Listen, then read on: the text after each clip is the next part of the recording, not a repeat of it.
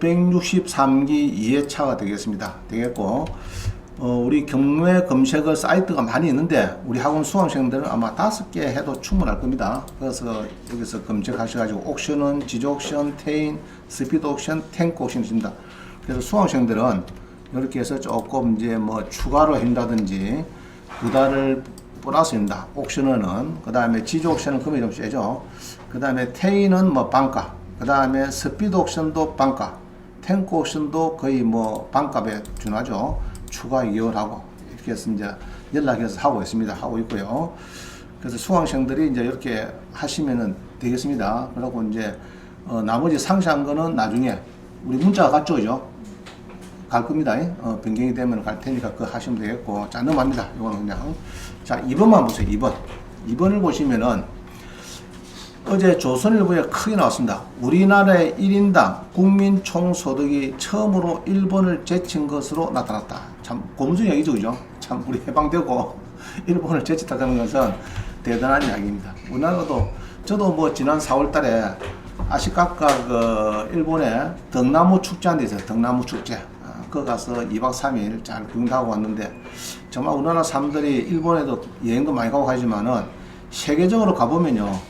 저도 지난 4월 달에 이제 남미로 29박 30일 갔다 왔죠. 남미 여행 갔는데 한국 사람은 그렇게 많아요. 세계 어디 가봐도. 일본 사람은 잘 구인을 못합니다. 그래서 여권을 가지고 있는 게 일본은 17%, 우리나라는 70% 국민을 갖고 있대요. 그래서 이제 여권 가지고도 그렇고 뭐 면허도 그렇고 운전면허 지금 등등 해서 일본은 상당히 지금 경제가 상당히 좀 어려운 걸 알고 있습니다. 어려운 걸 알고 있고 그나마 우리나라는 여러분들이 노력한 결과에 상당히 순방해서 잘 달리는 걸 알고 있습니다. 그래서 1인당 GNI, 옛날에 GDP 샀었죠. 거기에 다 바뀌었습니다. GNI가 36,000달러, 일본은 35,000달러. 그러니까 이제 우리가 이제 앞선 걸로 이제 어제 데이터 나왔습니다. 나와가지고 뭐 조선일보 대문자만 나왔어요. 그래서 보면은 이제 우리나라가 지금 여기 보면은 이제 여기에서 95년도는 일본이 상당히 높았죠. 높다가 지금 여기 와서 한국이 이제 작년 연말에 이렇게 해서 이제 일본을 앞진 걸로 지금 나와 있습니다. 데이터가 나와 있으니까 정말 고무적이고 1인당 국민소득이 일본을 처출했다. 인구 5천만 넘는 국가 중에서 우리가 6위다. 이 얘기입니다. 6위. 대단하죠, 그죠? 전쟁으로 폐허가 돼가지고 정말 대단한 나라입니다. 그래서 우리나라 이름이 대한민국 아닙니까? 대한민국. 황창희 신부가 하죠. 대한민국이라고. 자, 그 다음에, 그래서 참 축하드립니다. 축하드리고, 여기에 계속 발전해서, 지금 6위가 아니고, 앞으로는 한 2, 3위까지 달리도록 기대해 봅니다. 어제 또 뭐, 동해에 또 뭐, 석유하고 가스가 지금 발견되니 안 되니 지금 난리 났죠. 그거 되면은 또 뭐 상당히 또 더 좋은 일이 막 생길 것 같습니다. 자, 그 다음 봅니다. 이제 3번에 보면은, 이제 본격적으로, 제가 이 경매를, 25살, 저는 마산 상고를 졸업을 해서 은행에 가서, 몇 년 근무하다가 이제 은행에 가서 있다가 이제 군에 갔습니다. 군에 가니까 옛날에 은행원들은 또 봉급을 줬어요. 반 정도. 그런 직장이 아마 대한민국 은행 금융기관밖에 없을 겁니다. 그래서 저는 이제 군에 가도 봉급을 반 정도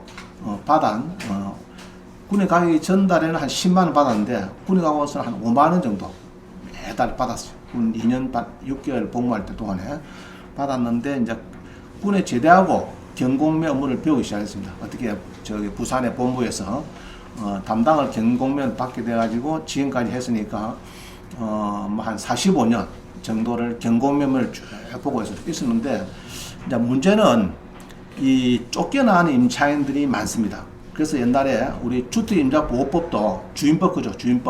주인법이 왜 생겼느냐? 91년도에 그때 이제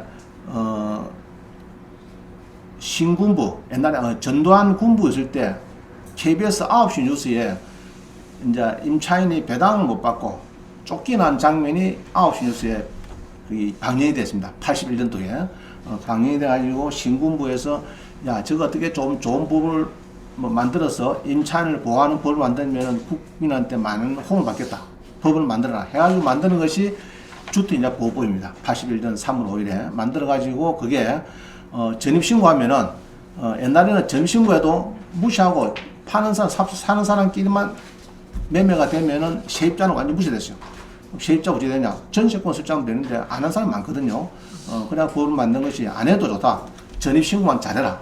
이랬고, 나아가서는 이제 그 다음에 확정일자를 받으면은 전세권 설정한 것처럼 배당도 주겠다. 이렇게 만드는 겁니다. 우리가 만들었는데, 지금 이제 학원을 지금 오픈해서 15년 됐는데, 지금 무배당돼서 쫓기는 임차인이 굉장히 많아요.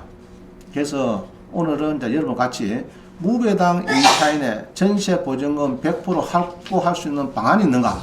요거를 저하고 연구를 해보겠습니다. 제가 또 말씀을 드릴 게 있고요. 자, 답변 1안 봅니다. 1안. 쫓겨날 자, 사례를 보죠. 서울 동작구 사당동의 다가구 원룸입니다. 다음 뭐 금이 조금 큰데 사례를 위해서 한번 보겠습니다. 2311068 2311068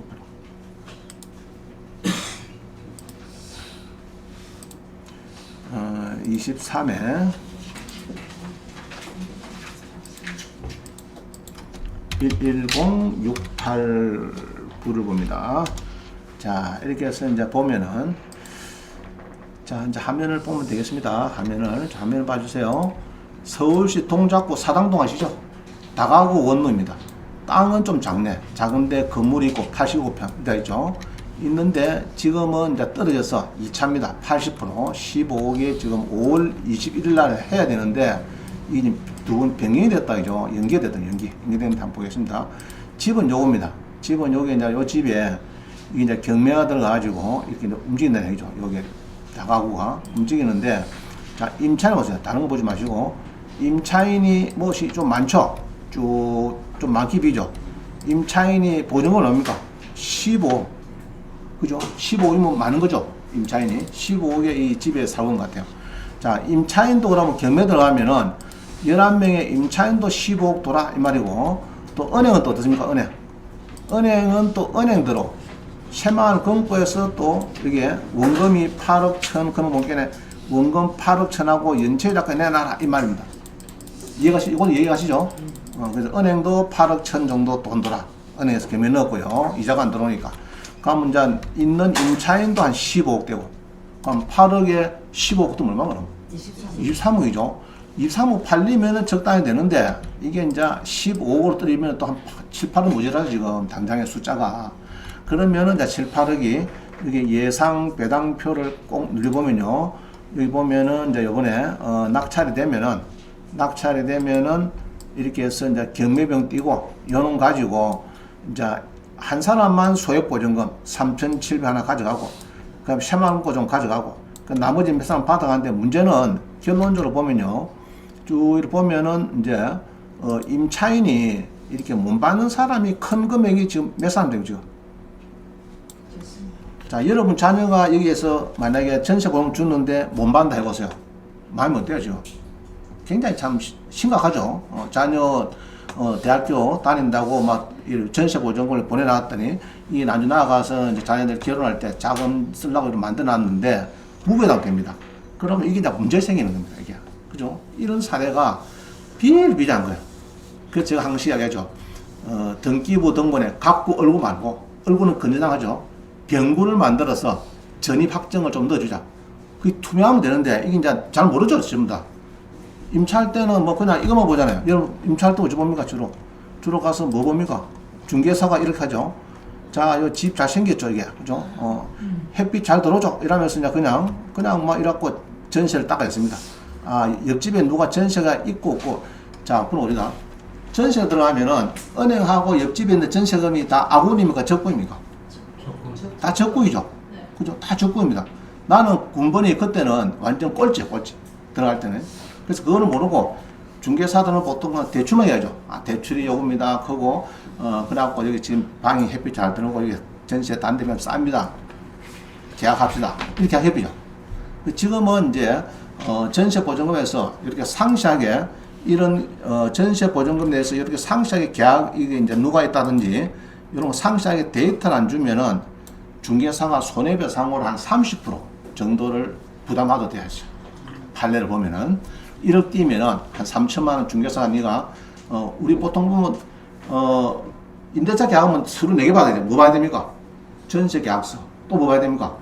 중개대상물 확인설명서. 그죠? 그 다음에 2억짜리 공제증서, 공제증서, 보험증서. 그 다음에 수수료 영수증. 4개를 꼭 받아야 돼.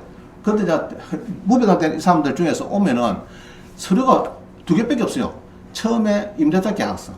그 다음에 중개수수료 준 80만짜리 중개수수료. 요것밖에 없어요. 가운데 2개가 뭡니까? 전세계약서는 가운데 2개. 뭡니까? 중개대상물. 자, 적어놓으세요. 중개대상물 확인설명서. 플러스 공제증서. 2개가 있어야 1억 띠도 3천만 원, 4천만 원 받아낸단 말입니다. 소송을 해서. 무슨 말이죠? 중개대상물 확인설명서. 플러스 공제증서가 없어. 공제증서. 보험증서. 그거는 총 4개가 있어야 그나마 소송이라도 해서 어떻게 좀 받아 챙길 수가 있는데 3, 4천만 원, 3, 40분은 챙길 수가 있는데 못 받습니다. 자, 국가에서 또 주는 것도 소액보증 그런 거 있죠. 어느 정도 되면. 자, 요거 같으면 이래요. 여기 만약에 임차를 간다 하면은 먼저 여러분이 사당동에 내가 우리 딸이 대학교 입학해서 전세를 준다 이렇게 하면은 그 집에 딱 전화가 옵니다. 보통 우리 수강생들 보면 나한테 원장님 여기서 전세 돈을 달라는데 그러면은 자, 그러면은 이렇게 이제 금액이 막 움직이는데 제가 합니다. 건물 등기부 등본을 박을 받아라. 그래서 1번 설정이 언제인지 봐라. 1번 설정. 여기 있죠? 낙성대 새마을구가 건전화 했죠? 1번. 자, 2020년 1월 2일이면은 자, 그걸 기억을 잘 하세요. 2020년 1월 2일 기억을 하셔가지고 우리 임대차 보호법에 보면요. 이런 조균표가 있어요. 조균표가 있는데 주택에 대해서 제일 마지막에 보면은 최근에 개정된 게 언제나 그러면은 아까 그 사람은 먼저 갔죠? 2020년입니까? 예. 아, 그럼 여기 한 건 위에네. 자, 그럼 여기네. 여기다, 여기. 2020년 아까 뭐 2월인가 뭐 샀죠? 그럼 여기에 이제 설정했다. 요 안에. 요 안에 설정된 거죠? 그러면 서울은 얼마까지입니까? 여기 잘 보면은, 여기 보면은 서울은 얼마에 얼마입니까? 그죠? 1억 1천만에 3,700. 자, 그러면은 중개사가 1억 1천만 원 소유자가 만약에 1억 2천, 1억 3천 달라고 하면은 나중에 뻥 터지겠다 생각했을 때 예상해서 3,700 받도록 하려고 못 잡는가? 1억 1천에 월세 5만 원 합시다. 10만 원이다. 이렇게 하면은 3,700은 무조건 받아. 나머지 어찌됐든 간에. 자, 무슨 말이죠? 자, 다시. 서울에 자녀들이 전세를 간다. 그러면 이제 이 번지에 등기부를 띱니다. 등기부 등본. 그건 뜰 수 있겠죠? 자, 띄면은, 등기부 띄면은 뭐가 나옵니까? 얼굴에 보면 뭐가 나와요, 이게? 건물 등기부를 띄면은, 이 건물 있죠? 등기부 등본을 띄면은 표제부, 각부, 그런 게, 각부는 소유자고, 얼구 있죠, 얼구. 얼구에 1번 설정 찾았어요. 이 날짜. 알겠죠? 이 날짜를 찾아가지고, 이 날짜에 해당하는 거, 건물에, 이 날짜에 해당하는 이 표를 중개사들은 딱 벽에다 붙여놔야 되는데 잘 안 붙여놨더라고요. 중개사가 잘 몰라요. 자, 그럼 2020년이나 그러면 보면 쭉 조균표가 있는데 요 표에 해당되는 거. 아, 요때쯤 안에 설정을 했구나. 요 안에 요 사이에. 그러면은 서울이 얼마라고요? 서울이 1억 1천만 원 이하라야 30만. 자, 그러면은 여기에 지금 보니까 1억 애매하게 걸린 사람 누구냐 하면은 한 9천만 원. 이 사람은 뭐 받겠죠? 3.7 받겠죠? 자, 그 다음에 1억 7천 놔두고 이런 사람들은 아예 너무 거리가 멀어버렸고 대부분이 자, 애매한 사람 이 사람이네. 자, 이 사람은 얼마죠? 1억 2천이죠.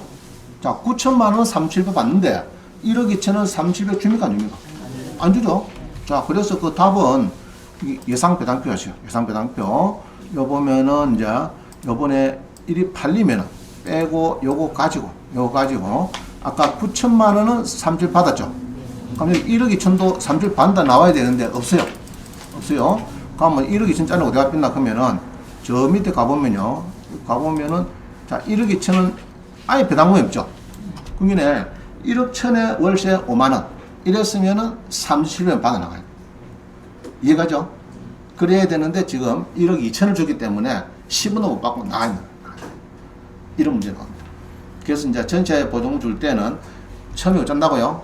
건물 등기부 등본의 얼굴을 본다. 얼굴의 설정이 토지 말고 건물에 요거를 찾는다. 요 날짜. 알겠죠? 이 날짜에 조견표를 찾아서 지역별로 얼마인가 따져서 일단 고려하면 됩니다. 이해가죠? 그러면 만약에 3,700에 월세 50만원 준다 하면은 무조건 다 받죠. 그건 이해가시죠? 자, 그까지는 이제 기억을 해야 됩니다. 그 정도 이해를 하시면 됩니다. 자, 그러면 이제 이렇게 못 받는 사람이 많아요. 그럼 이 못 받는 사람들이 어쩌면 되겠느냐? 못 받는 사람들이 이렇게 그러면 다 쫓겨나야 되느냐? 쫓겨나고 그냥 울고 불고만 해야 되느냐? 이래야 되느냐? 좋은 방법이 뭐가 있을까요? 좋은 방법. 이 무배당 되면 이 사람들 좋은 방법 뭐가 있겠어요? 잘 안 보이죠? 이제 그 답을 알게 되겠습니다. 저도 이제 실행을 안 해봤는데 한번 이제 이런 가상을 해볼 수가 있습니다. 자, 그래서 이제 봅니다. 질문. 무배당 임차인의 100% 확보할 방안이 없는가? 답변 1안 보면요. 쫓겨날 무배당 임차인은 예상 배당표를 가지고 주민복지센터, 사회복지과에 가고 LH공사의 전세 임대 담당자를 만나서 나의 주거를 해결해달라. 이러면은 어떻게 되느냐? 우리 수강생 한 명이 개인의 생 파산을 했어요. 그러면서 이제 자기 집도 개매들 앞이고 이 사람은 임차인은 아니고 소유자인데 쫓겨날 판이 됐어요. 그래서 이제 우리 수강을 하게 됐는데 물어보니까 자기는 주민복지센터 가서 이야기를 하니까 한 300만 원 정도 주더랍니다. 예, 여기서 지원해 주더래요. 아이고 불쌍합니다. 이래가지고 주고 LH 공사하니까 6천만 원 전세 보증금을 무이자는 아니고 한 1, 2% 선에서 임대를 해주더래요. 방을 구해주더래요. 무슨 말이죠? 그래서 또 여기 보니까 파키스탄 외국인인데 법원 앞에 어선하다 우리 학원에 왔는데 이야기 들어보니까 자기는 애가 하나 있어요. 파키스탄 결혼해가지고 부부인데 우리 한국에서 LH 공사에서 6천만 원을 자기는 받았는데 거의 무이자 비슷하게 빌려주더래요. LH에서. 그래서 LH에서 외국인들은 해주고 있는 바인데 한국인은 더 잘해주겠죠. 그죠? 그래서 일단은 나갈 사람은 주민복지센터에 사회복지과에 가셔가지고 내가 이렇게 쫓겨날 판이 생겼다. 좀 뭐 도와주라. 하면은 한 300만 원 정도는 동사무소 지원해준대요. 해주고 LH 공사 가면은 거기 가면은 전세 임대 담당자 이 누구냐 하면요 우리 그 소년 가장 뭐 등등해서 불쌍한 저소득층이 많아요. 그 사람들 위해서 국가에서 그동안 한 10만 치 이상 집을 사가지고 임대받고 대포로 됩니다. 지금 되고 있어요. 그래서 주택 LH 공사에 가셔가지고 한번 이야기를 해보면은 그나마 좋은 소식을 가져올 수 있습니다. 자, 요 정도 말고 자, 그 다음 봅니다. 답변 2안을 보면은 임차인이 공동명의로 1차를 가격으로 받으면 어떻게 될까? 1차 가격으로. 자, 이게 무슨 말이냐면요. 아까 임차인들이 이렇게 이제 많이 뛰었는데, 이렇게 임차인들이 배당금이 없는 사람이 이렇게 해서, 두 사람, 여섯, 이건 좀 많네, 인원이. 많은데, 이 임차인들이 지금, 이렇게 막 떨리다 보니까 이제 좀 어렵게 됐는데, 이런 경우에 임차인들이 단결해서 집을 사면 어떻게 했느냐? 좀 높은 가격으로 2차나 1차 가격으로 사서 하면 어떻겠냐 이야기입니다. 자, 이야기인데 여기 보면은 이제 1억 2천원 여기서 났죠. 1억 2천원 1억 1천 이하는 3,700 배당이 되고 최우선 변제권이 되는데 1억 2천이기 때문에 이 사람 못 받는 말이죠. 네, 이런 건 좀 조심해야 되고요. 4번 한번 봅니다. 4번을 보면 조금 더 할 수 있어요. 하나 더 보겠습니다. 이제 파주 봅니다. 파주 물건인데 이거는 4차가 됐어요. 4차. 절반 가격이 아직 막 떨어졌습니다. 파주에. 자, 여기도 이제 쫓겨난 사람이 많다 보니까 참. 어제, 이제 규제를 만들어 보니까 찾아보니 있어요. 23에 64798입니다. 23에 64798.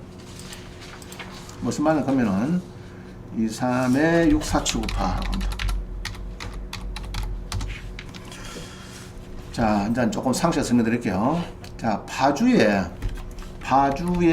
자, 이제 이제부터 화면을 보세요. 그냥 교재 보면 잘 모를 겁니다. 일단 이거는 보시고. 자, 경기도 파주 아시죠? 파주. 저 시도에서 못 갔어요. 서울 위에 조금 있습니다. 자, 거기 가면은 땅이 113평이고 135평이고. 자, 이렇습니다. 건물이. 이래가지고 지금, 자, 18억에 6억까지 떨었어요. 6억까지. 떨었는데 많이 떨었죠? 그러니까 지금 주택이 34%에 더 뭐 굉장한 거죠? 좀 많이 떨어진 겁니다. 34%. 6월 19일인데 조회 동향을 보니까 그래도 좀 많이 떨어졌으니까 많은 사람이 지금 보고 있습니다. 낙찰 받으려고. 연구를 하고 있죠. 하고 있는데, 근데 이게 이제 파주에 이런 집입니다. 그러면 지인지가 또 얼마나 되느냐, 이렇게 봅니다. 지인지가. 이 집에 임차인들이 많아요. 집 어때 좀 깨끗하게 보입니까? 그나마. 자, 동양이다, 그죠? 동양에 이렇게 집이 있는데, 그게 집이 이제, 파주에 경매가 들어가게 되었습니다. 경매가. 그래서 지금 요거 저 까만 거 있는 거 요거. 요게 이제, 이게 땅인 거 보니까 아마 이제 지은 지 얼마 안 되는 거 같은데, 보니까, 언제 짓습니까, 지금? 2020년 5월달. 그럼 새 거죠? 새 거다 알고 보면 됩니다. 자, 그런데 용도 지역이 일종 지구 단위 계획의 구역의 일종 일반에 남아 좋습니다. 땅이 113평. 작은 평수 아니에요. 자, 그리고 여기 보면은 단독 가구가 하나, 두 개, 세 가구보다 세 가구인데, 자, 요것도 조심해야 돼요. 근데 임차인, 세 밖에 없네. 다행히 3층 전부, 1층 전부 잘 됐네. 이제 세 사람이서 전세를 지금 6억 7천을 주고 들어왔다는 세 사람이서 1, 2, 3층에. 그래서 건축물 대략을 보니까 이게 1, 2, 3층에 이게 보니까 주택이 1층, 2층, 3층이 단가구 주택이 세 가구다. 그럼 됐죠? 세 가구가 있어갖고 이제 들어왔는데 사용 승인은 요 보니까 2020년도다. 착공을 해서 20년 4월이니까 뭐 세금을 다 부으면 되겠습니다. 그래서 별다른 건 없고요. 자, 문제는 전세가 세 사람인데 세 사람이 지금 6억 7천인데 대출을 얼마냐 하니까 지금 얼마죠 지금 은행에서. 자, 대출 잘 봅니다. NPL은 별게 아니고 원래는 동암신용협동조합에서 설정을 했다가 일이 넘어졌습니다. 예로 부실이 되면은 보통 신협에서는 이렇게 보통 팝니다. 신협 새마을 공고는 부실되면은 대부업체 팔아요. 보통. 그래서 이게 이제 건재당이 동암신협에서 둘이 AMC 대부로 갔다. 자, 이야기는요. 지금 이제 설정이 건물 등기부를 보면은 뭐 NPL 그런 거 별게 어려운 거 없습니다. 여러분은 사기 힘듭니다. 그 금융감독원에 5억 주고 자본금 5억에 등록돼야 살 수 있어요. 이거를. 자, 살 수 있는데 요거 뭐 있죠? 건재당 설정을 옛날에 했어요. 옛날에 설정을 1순위 했는데 1순위로 여기서 동암신협이 했는데 이전을 했다. 1-1 둘이 AMC 대부회사다. 자, 이 회사가 이제 주로 5억 주고 건강원에 등록된 회사입니다. 등록된 회사고 또 여기서 돈을 살 때 돈이 모자라가지고 또 어디 돈을 빌리느냐 1-2 해가지고 돈을 어디서 빌렸죠? 이전을 받을 때 같은 날짜에 질권 설정해서 JB 우리 캐피탈에 가서 돈을 좀 저가 이제 채무자 건재당 건자 또 채무자가 되고 또 돈을 빌리는 겁니다. 예를 여기서 한 80% 돈 되고 지돈 한 20% 되고 뭐 이런 겁니다. 쉽게 말하면 이렇게 해서 이제 돼가 있는 상태입니다. 자, 근데 이제 그거는 이제 그냥 NPL 설명하도록 됐고요. 자, 세 사람이 6억 7천인데 6억 7천인데 대출은 얼마냐? 대출은 그럼 대출을 아까 원금이 얼마죠? 이게 원금이 이게 원금 보면 이게 얼마인 거죠? 9억 2,800에 플러스 배당까지 연체이자 돌아 이 말입니다. 그죠? 그러면은 지금 이제 문제는 약 9억 하자. 대부에서 한 9억. 그러면 이 세입자는 얼마입니까 지금? 6억 7천. 그죠? 그럼 두 개만 합쳐도 9억에 15억 7천 정도 팔려야 되는데 이게 지금 요 한 15, 한 16억에 팔려야 겨우 뭐가 돌아가는데 이게 6억까지 떨어졌어요. 6억. 그러면 누가 선보가? 누가 제일 지금 난리가 나서가 지금? 누가 제일 난리가 나겠어요? 이 세 사람은 어떻습니까 지금? 이 임차인은 못 받죠? 그죠? 은행도 지금 신협에 빌린 받은 두렴 대부회사도 지금 큰일 났습니다. 저가 지금 아마 원금 정도는 주석 갔는데 더 떨어졌으니까 지금 적어도 지금 아마 마이너스 한 2, 3억 정도 예상이 됩니다. 자, 그래서 예상 배당표를 보면요. 이 보면은 이제 이게 있는데 요번에 낙찰이 되면은 경매비용도 요거 가지고 뭐 세무서도 얼마가 할지 모르겠는데 일단은 세무서하고 다 없다고 보고 두리엠 대부회사에서 가져가도 지금 모자랍니다. 모자란 거 지금 보면은 임차인은 지금 어떻습니까? 지금 임차인은 3명은 무배당이 지금 확실하죠? 그죠? 은행도 지금 100% 배당이 안 돼요. 자, 그러면은 임차인 3명은 무슨 말입니까? 뭐 길건 나뉘죠. 쉽게 말하면은 무배당 받고 나와야 됩니다.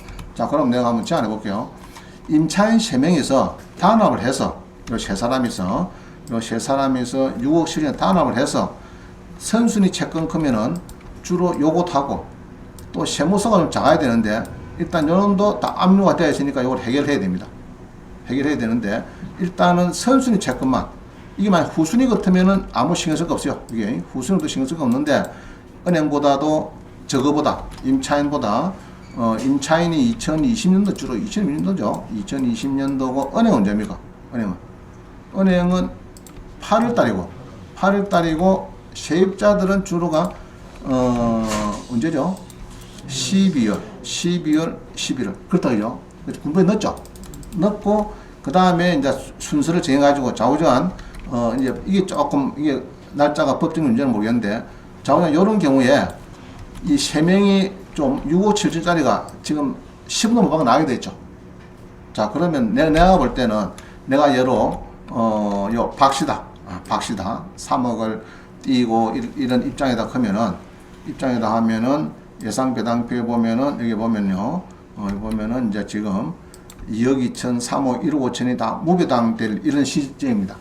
그러면은 요 6억 7천 이 사람들이 합심을 해서 자 우리 요거 이러지 말고 일이 낙찰되면은 적당히 낙찰되면은 은행만 겨우 가자 말도 하는데 우리는 무배당이다. 자 우리가 그럼 합심해서 여기에서 요 정도 받자. 낙찰을 받고 자 채권자가 시금에 이러면 됩니다. 은행은 대부예산은 1순위 건전당권자고 세입자는 2순위 건전당권자 이래 보세요. 간단하게 알겠죠? 그럼 2순위 건전당은 6억 7천인데 자 우리 6억 7천을 대 가지고 낙찰을 받자. 여기서 그럼 뭐 여기서 예로 한 13억쯤 되겠네. 대강 보니까 이 정도 낙찰을 받으면은 13억 400의 낙찰을 받으면 한번 보겠습니다. 13억 400의 낙찰을 받으면은 어찌 되느냐? 수정할게요. 6억이 아니고 자, 잘 보세요. 13억 뭐 4천인가 뭐 이렇게 해서 이제 낙찰을 받는다. 이 예상가를 정해 보면은 여보면은 이제 세입자들이 지금 그래도 배당이 좀 별로네. 그죠? 참 이렇네. 자, 하여튼 그러면은 1차 금액 얼마? 1차 금액이 예로 18억이다. 18억. 그럼 여기서 이제 18억을 낙찰받는다. 예상 배당표대로 1차 금액도로 18억이다. 이래버리면은 어떻게 될까? 임차인이 다 받아 나가죠? 거의 받아 나가죠?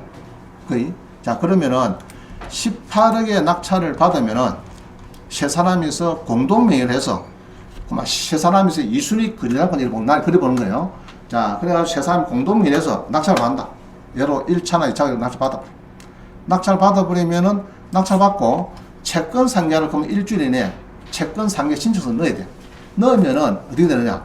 넣으면은 나중에 법원에서 이제 채권 상계가 들어왔네 이래가지고 그럼 배당 순서대로 여기 보면은 아까 13억이네 예로 13억이다 이리 보면요 이리 해보면은 이렇게 예상을 딱 해보면은 13억이죠. 13억인데 여기서 경매비용 띄고 요거니까 그 다음에 이제 여기서 금액 따야 되겠죠. 그게 얘보다도 이게 빠른 게 있으면은 당연히 선수되는 거고 요것도 선순위고 임차인에 비해서는 이제 고금액을 감안해서 그 다음에 세입자들의 이게 이제 근데 아까 금액이 틀리나? 예? 18억 해야 되나? 그리 금액이 높구나. 보자. 18억. 18억이네. 그럼 18억을 하면은 법원에서는 어쩌나 그러면요. 예로 18억이다. 18억. 다시. 18억이다. 이렇게 해서 이제 계산을 해보면은 이렇게 해서 해보면은 이제 있죠. 해보면은 이제 이 세무서는 지금 정확히 모르겠는데 이제 일단 뭐 없다고 합니다. 예로 없다. 그럼 뭐 은행도 좀 가져가고 대부에서도 우리도 좀 가져가고 이렇게 해서 이제 배당을 맞출 거야. 그럼 뭐 이제 법원에서는 이 앞에 숫자를 달라서 그립니다. 분명히 선순위 채권을 내놔야 돼. 경매 비용하고 선순위 채권을 내놨는데 선순위 채권이 지금 여기 이렇게 될지는 모르겠는데 선순위 채권을 낙찰을 받기 전에 어디 은행에 타협을 해서 자 요거 내가 우리 세입자들인데 요 은행 요거를 정리 좀 해주라. 너 대출을 해가지고 정리해주고 우리가 1순위 담보를 주고만 그게 쉽게 말하면 건전하게 바뀌는 거죠. 그죠? 바뀌는 거예요. 바뀌는 거예요.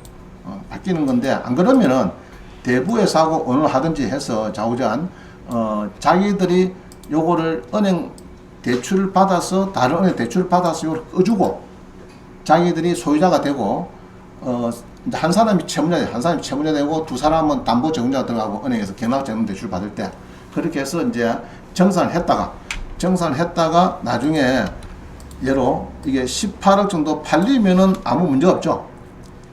그죠? 그럼 정산하고, 이제 상계를 하고, 소유자들이 이제 그대로 남아있는 겁니다. 세 사람 다 집을 쓰면서. 자, 일하는 쫓겨나 줬느냐? 상계 신청해서 그 집에 계속 살다가 1차 가격으로 자꾸장 팔 때까지 사는 게 좋느냐? 뭐가 좋을까? 물론 이자는 줘야 되겠죠. 대출 이자는 줘야 되겠는데, 이제 의논을 해볼 수 있는 문제입니다. 대강 이야기하는 건 의미를 알겠죠. 그냥 쫓겨나갖고 길거 나는 것보다는 세입자들이 단합을 해서 우리가 대출 이자를 우리가 좀 내더라도 어차피 사니까 여기서 공짜로 사니까 길거 나지 말고 우리 소유를 만들어갖고 일반인들이 매물로 소화를 시키자. 그래서 일반인들은 이제 중개업소에서 보러 오면 어쩝니까? 되게 잘하겠죠. 이제 물 새는 것도 없다, 있어도 없다, 그거 뭐 자꾸지만 이렇게 해서 18억에 계약이 돼버리면 됩니다. 그러면 이제 이 사람들은 아무 문제 없죠.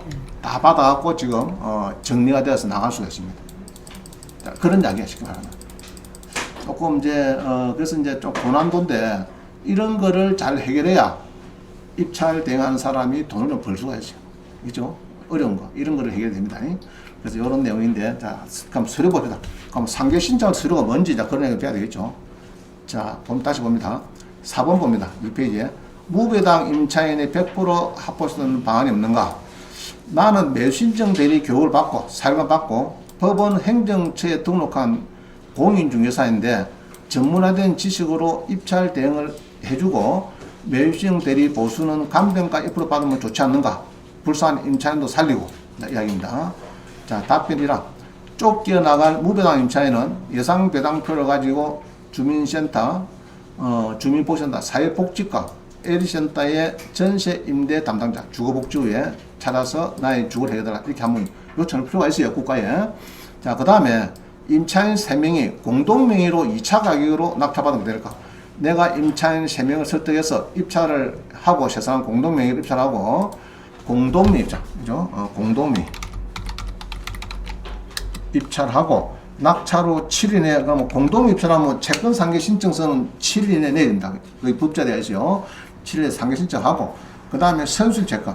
그러면 아까 집행비용하고, 두리엠 자산, 대부업체의 돈하고 국세 등, 요거는 대출 받아서 납부를 하고, 세무합보로 이전해서 편하게 살면서, 근데 이것은 이제 대출 이자는 좀 부담이 되거든요. 대출 이자는 부담을 해야. 뭐 공짜 사는 대신에, 일단은 대출이자는 월세조로 부담을 해야 되겠다. 월세조로 부담을 좀 하다가 매수자 찾아서 2차 가격으로 매도가 되면은 무배당 전세보증금은 100% 확보가 된다. 자, 그러면은 만약에 2차 가격으로 이렇게 이제 팔린다면은 1, 2차에서 팔려가지고 전세보증금 못 받게 되면은 좀 조금씩 작게 받아가는 걸로. 그렇게 해서라도 어떻게 하면은 우선 되겠나 그런 생각이 듭니다. 자, 그래서 이런 경우에는 자 봅니다. 매수신청 대리 등 보수표 그런 게 있어요. 자, 우리 경매법정에서 입찰 대행할 사람은 세 사람이 있어요. 변호사, 법무사. 그 다음에 그 공인중개사 협회에 4일간 교육을 받고 법원 행정처에 등록된 공인중개사도 입찰 대행을 할 수 있습니다. 그럼 수수료를 얼마 받느냐? 자, 봅니다. 수수료. 입찰 대행할 때 수수료는 상담 및 권리 분석 보수하고 50만원 받습니다. 50만원. 일단 이렇게 이제 예상 배당금도 보여주고 이러면서 받을 수 있는 50만원. 자, 이번에 보면요. 매수신청 대리 보수는 1등이 돼가지고 매각 허가 결정이 확정되어 매수인이 되는 경우에는 감정가격의 1%. 감정가격 1%. 자, 그럼 이거는 감정가격 1%는 얼마죠? 1,800만원 정도 받을 수 있어요. 1,800. 그 다음에 최저 매각 가격의 1.5%. 예로 들면 이런 게 있어요. 10억짜리인데 3억을 잡아다. 그럼 그거는 1,000만 줘야 되는 게 아니고 3억에 1.5만 얼마입니까? 450만원 정도 받는 것이 맞다는 얘기죠. 그러면 1.5% 최저 매각 가격의 1.5% 범위 안에서 당사자에서 합의해서 그런다. 그래서 감정가 1%인데 좀 너무 많지 않느냐 빼달라. 1,500 하자든지 1,300 하자든지 그건 서로 합의가 되는 겁니다. 우리 중개보수도 그렇죠. 공유 중개사 보수도 그렇죠. 중개보수도 보통 상가는 0.9 이하에서 합의거든요. 그럼 0.8하자 0.7하자 이렇게 합의를 하면 됩니다. 이것도 마찬가지 1%인데 너무 많이 떨어졌다. 이럴 때는 떨어진 금액에서 1.5 곱해가지고 프로 곱해가지고 합의를 하면 됩니다. 자, 그 다음에 떨어져버렸어. 떨어졌다 하면은 상담수수료 50만원. 그러면 떨어졌다 해서 고생했다 해서 50만원. 그러면 이제 100만원까지 이제 받을 수 있는 거예요. 무슨 말이죠? 그럼 되면은 50만원 플러스 감정가 1% 정도 받을 수 있고, 떨어지면은 50만원 플러스 50만원 이렇게 100만원 받을 수 있고, 그럼 실비는 이거는 교통비가 없다 보고 일단은 금액이 작으니까. 자, 대강 아시겠죠? 그래서 3억짜리면은 300만원, 5억짜리는 500만원, 10억짜리는 한 1000만원 정도 수수료를 준다. 법적으로. 더 받아도 안 되는 거예요. 더 받아도 안 된단 말이에요. 근데 변호사하고 공인중개사는 표가 보수표가 딱 정해져 있어요. 그래서 요번에 변호사 해서 1등 회장으로 당선되신 분은 이 보수표를 없애겠다. 법무사 보수표를 없애겠다. 그렇게 공장을 걸어서 1등 됐다. 신문을 보니까. 변호사는 보수 제한이 있습니까? 없습니까? 없죠? 성공보수 갖고 엄청 많이 받아가죠. 자기들이. 저가 협의만 되면은 많이 매덕이라도 받습니다. 받는데, 법무사하고 공인중개사는 보수표가 있어요. 그래서 이거를 이제 법무사 협회에서 이제 회장을 선출했는데 1등의 사람이 공장을 먹으려 그러면은 요 법무사 보수표를 없애버리겠다. 법자 시위 가지고 이걸 없애겠다. 변호사처럼. 그럼 우리 공인중개사 협회도 뭐 해야 됩니까? 해당되라고 중개 보수표 이거 없애버리겠다 이거. 그죠? 서로 합의하면 됩니다. 합의해서 많이 자기 받든지, 그거는 알아서 서로가 협의해서 받는 거고. 변호사도 협의해서 받는데, 그렇게 하면 됩니다. 자, 그래서 이제, 입찰된 보수표는 대강 아시겠죠? 50만원 플러스 1등 대모 감정가 1%, 떨어지면은 50만원, 100만원까지는 받아갈 수 있다. 이겁니다. 자, 그 다음에, 아까처럼 임차인 3명이, 무배당되는 3명이 이제 공동입찰 명의를 하려고 하면 서류가 뭐 필요합니까? 그게? 기입찰표에 써야 되겠죠? 그때 본인란에 칸이 하나밖에 없어요. 그래서 뭘 쓰면 되느냐? 별첨, 공동, 입찰자, 목록, 기재와 같은 이렇게 쓰는 겁니다. 자, 무슨 말이 그러면요. 이 사건에, 자, 다시요. 이 사건, 자, 화면 보세요. 화면 보면은, 이거 보면은,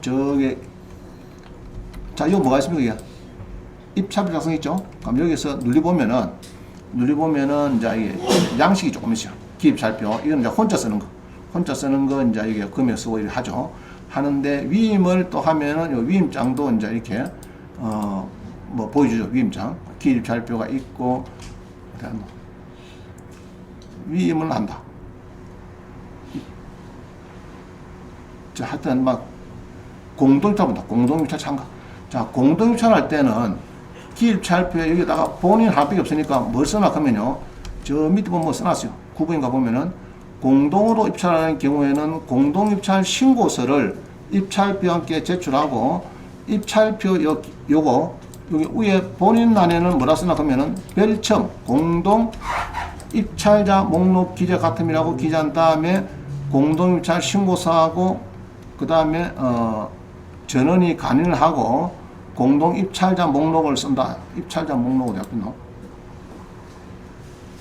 입찰자 목록. 자, 공동할 때는 결론이 이래요. 요거 쓰는데, 요 칸이 하나밖에 없으니까, 공동입찰자 목록과 같은 이렇게 쓰는 겁니다. 쓰고, 그 다음에 이 공동입찰 신고서도 넣고, 또 뭐 해야 됩니까? 공동입찰자 목록도 넣어야 돼요. 이러고 여기 이제 3분의 1씩. 이렇게 쓰면 됩니다. 그러면 세상 앞으로 이제 입찰이 되는 거예요. 명의가. 그래가지고 이제 3분의 1씩 명의가 된다, 이 말이죠. 자, 그 다음에 낙찰이 됐어요. 이게 3명이 앞으로 2차나 1차나 입찰을 했더니 낙찰이 됐어요. 낙찰이 되면은 이렇게 해서 이제 공동입찰 신고서하고 기입찰표하고 신고서하고 목록을 냈는데 1등이 됐어요. 그럼 일주일 내에 뭐 해야 됩니까? 어차피 배당받을 사람들이죠. 그래서 채권 상계 신청해달라 하고 차액 지급을 내겠다. 이리 서류를 냅니다. 그게 이제 보통 요거를 채권 상계 신청 및 차액 지급 신고서. 안 그러면은 요거를 보통 갈로를 싸버리고 없을 수 없는 것도 많아요. 장식에. 여기 얹고 그냥 차액 지급 신고서. 이렇게 해서 하시는 이제 책에 보면은 이거는 굳이 없어도 되고 하여튼 차액 지급을 내겠다. 이렇게 하면은 배당기일하고 잔금 날짜를 같이 맞춰줍니다. 잔대금 납부하고 배당기일을. 자, 그래서 이렇게 서류를 냅니다. 내면은, 자, 계장님이, 이게 이제 채권자들이 낙찰받았구나. 이순위 근저당권자 역할을 하는 세 사람이서 받았구나. 이래가지고 이제 배당기일하고 잔금 날짜를 합치게 하면서 선순위가 얼마냐? 그거를 내라는. 그럼 아까 했었죠? 은행의 선순위, 국세의 선순위가 있으면 선순위 그거는 준비를 해서 내야 됩니다. 금액을 아끼셨죠. 법원에서 마내라고. 그러면 그거를 내시면 됩니다. 자, 그래가지고 세 사람이서 그냥 공동운명처럼 같이 가는 것도 안 좋겠나 이 생각이 듭니다. 여러분 생각 어때요? 그냥 무교당 되고 막 길거리 다 나앉고 이사비는 한 300에서 500 받아갖고 나가는 게 좋겠어요. 한번 적은 명의로 3명 명의로 해가지고 적당하게 중개업소 팔아가지고 전세를 다 확보하고 빨리 나가는 게 좋겠어요. 원래 중개업소는 1, 2차가 여기서 움직이는 거죠. 원래가 움직이는데 경매다 보니까 자꾸 떨어지는 거예요. 그죠? 떨어지는데 그래서 이제 임차인들이 한번 단합해서 해도 좋겠느냐 생각 듭니다. 세 사람이서 딱 서로 행정처럼 같이 움직여야 된다. 행동을 같이 움직여갖고 여야 할 것 없이 자 우리가 낙찰 받아서 소유자가 되자. 우리가 쫓겨나지 말고 1, 2차 낙찰 받아서 소유자 돼가지고 중개업소 오거든. 중개업소에서 손이 잡고 문제되는 것들은 그럴 때는 엄청 잘해야 되겠죠. 커피도 막 최고 스타벅스 커피 이상 되는 거 한 잔 드리면서 집 좋습니다. 공기 좋고 이게 물 좋고 학군 좋고 하여튼 있는 거는 다 갖다 붙이는 거죠. 그죠? 그래가지고 이제 좀 내부수를 좀 해놔갖고 그죠? 그래갖고 1, 2차기로 팔고 빠지면 저거는 이제 끝나는 거예요. 자, 그렇게 생각해봤습니다. 내가 해봤는데 실이 될지 안 될지는 좀 고단수 이런 전문가들은 이런 걸 해야 돼. 해가지고 1% 1,800만 받고 수수료도 그래가지고 한번 좋겠나 싶어. 이해가죠? 네. 자, 그런 이야기를 했습니다. 자, 그 다음에 또 넘어갑니다. 5번입니다. 5번. 이제 청주 갑니다. 청주의 청원구에 보니까 이것도 다 가고 나왔어요. 근데 가기 전에 근데 경매로서는 이렇게 사면은 그죠? 그럼 결국 이거 낮게 사면 누가 득 봅니까 지금? 득 보는 누굽니까? 낙찰자만 득 보는 거고 손해 보는 사람 아까 이제 그 신입에서 산 건양권자 은행하고 세입자만 그냥 내임손 놓는 겁니다. 그죠? 그래서 이 세입자들이 이렇게 이제 요거 뜨면은 이제 요것도 동암신입이네요. 동암신입에서 두렴 대부 갔으니까 세입자들만 세 사람만 죽을 마시고 그죠? 은행도 100% 받기는 힘들거든요. 내가 볼 때는 힘들겠고 그래서 이제 낙찰자가 이제 결국 좋아지는 거죠. 싸게 산물 살수록 좋아지는 거고 이제 그런데 세입자들도 거기에 대해서 한번 연합해서 한번 연합군을 형성해서 한번 도전을 해보면 안 되겠나 싶습니다. 내 생각에는 그냥 물어서지 말고 그죠? 그러다가 이제 가격이 좀 올라갔다. 그러면은 1차 가격 받는 거죠. 그죠? 옛날에 2021년, 2022년처럼 부동산이 올라간다 그러면 1차 가격 정도 받을 수 있는 거죠, 사실은. 감면해놨으니까. 자, 그 정도 쓰면 되겠고요. 그 다음에 하나 더 봅니다. 청주 청원구에 이것도 다가구 원룸입니다. 84평에 147평. 그죠? 11억이 한 6억 정도. 11억이 한 6억 정도. 그죠? 요거도 이제 되는데, 자, 한번 보겠습니다. 요거는 이제 임차인들이, 한 5명 정도가 지금 거의 못 받네, 보니까. 아이고, 참, 그죠? 안타깝죠, 그죠? 여기 보면은, 어떻습니까, 지금? 그죠? 이 사람. 건권은 대부분 받아가는데, 여기, 이 사람, 참, 그죠? 아니, 문제입니다, 이게. 그 다가구 주택은 정말 여러분들이, 대출이 딱 하면은 들어가면 안 되겠다. 내가 볼 때. 들어가면은, 예를 임차인이 6명이다 그러면 1등 정도는 또 모르겠다. 1, 2등 정도는 받을 수 있을지 몰라도, 2, 3, 4, 5, 6등은 순위가 밀린 사람은 거의 무배당 되는 경우가 대부분이에요. 그래서 참, 다주택은 참 어렵다. 그죠? 그래서 월세를 주고 이러면 되는데 우리나라는 굳이 전세 돈을 또 달라고 주고 이러거든요. 그게 또 문제입니다. 23에 3691. 그래서 혹자는 뭐 전세제도 없이라 이거죠. 없이라. 전세제도 없이라. 그게 자꾸 주택의 이 주거입니다. 주거. 이게 자꾸 기획 투자하고 이러면서 자꾸 시끄럽게 만들고 하니까 전세제도를 없이 필요.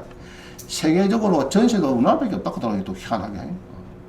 자, 봅니다. 청주에 51% 다주택. 자, 여러분 낙찰자죠. 낙찰을 위한 매수 희망자인데 뭐 적당히 계약했습니다. 그죠? 집도 뭐 잘 지었고 내가 보니까 뭐 아주 뭐 적당합니다. 적당하고 가격도 51%가 적당하고 그죠? 적당하고 6월 20일에 5억 9천에 한 6억 정도 선에서 움직입니다. 움직이는데 여기 보니까 세 가구, 두 가구, 8가구가 써져 있죠. 8가구인데 사용 승인도 2014년도 한 10년 전에 지은 거고요. 자, 이래서 임차인이 많아요. 많죠, 그죠? 임차인이 6억 6,500입니다. 임차인이 6억 6,500이고, 은행은 얼마입니까, 은행은? 은행은 5억 2천이고, 그죠? 은행 5억 보자. 5억 보고, 임차인은 6억 보고, 그러면 11억 팔려야 은행도 돌아가겠죠? 근데 지금 얼마 떨어진 떨어진 것이 6억이니까, 한 5억 정도는 지금 누가 우려되는데, 누가 우느냐? 은행은 우는 경우 거의 없어요. 주로 세입자 쪽에서 울더라.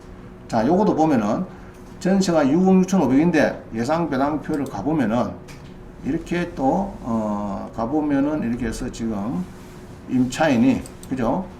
1억짜리 7천만원, 1억 1천만원, 9천만원, 1억 요 다섯 명 이 사람들이 지금 죽을 맛입니다 지금. 그죠? 그러면은 지금대로라면은 이 사람들은 전부 다 무배당 되는 게 확실해요. 잘해봤자 2, 3, 2, 300 기분 좋으면 어떻게 500까지 받을지 모르겠는데 자고자면 막 그 이상 밖에 없는 것 같고 시간 나오면 어차피 나가긴 나야 돼. 안 나가고 뭐 배짜라 하는 건 옛날 이야기지. 그래 안 됩니다.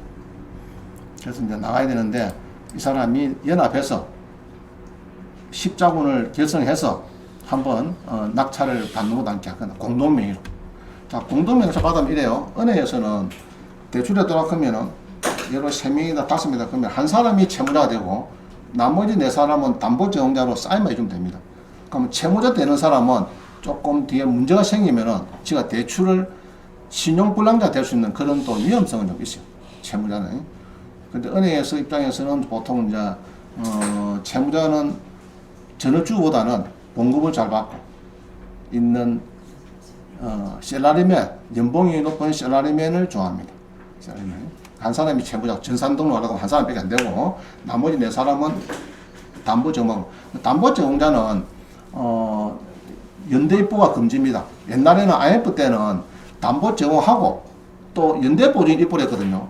그래가지고 부실되면은 물시작전으로 같이 다 넘어가는 거예요. 같이. 그래 옛날에 행자 중에 누가 사업한다고 해갖고 그 다음에 행자 4명이 나머지 4명이서 담보제공을 해주면은 걸어서 끝나면 되는데 그게 아니고 연대보증 입보하니까 무조건 100%라. 이래가지고 무기작전으로 같이 끌고 들어갔거든요. IMF 때. 그래갖고 법을 바꿉니다. 담보만 주면은 싸이 매주면 끝나는 걸로. 나중에 문제 생기면 그것만 던지면 손 트는 걸로. 이래 이제 다 바꿔놨죠. 연대보증 제도는 없어요. 없습니다. 그래서 이래 이제 무배당 되는 사람이 연합해서 한번 해보면 좋겠나 하는 생각이 듭니다. 내가 볼 때는. 조금 어렵겠지만은 내부적으로. 한 사람이면 간단한데 여러 사람이니까 이제 조금 이제 이해관계 다르니까 그죠. 그렇지만 어차피 뭐 무배당 되고 어디 가 있는 것보다는 그죠. 은행 대출자를 월세라 생각하고 좀 주다가 적당하게 요 같으면 2차 정도 팔려버리면은 은행 회수되잖아요.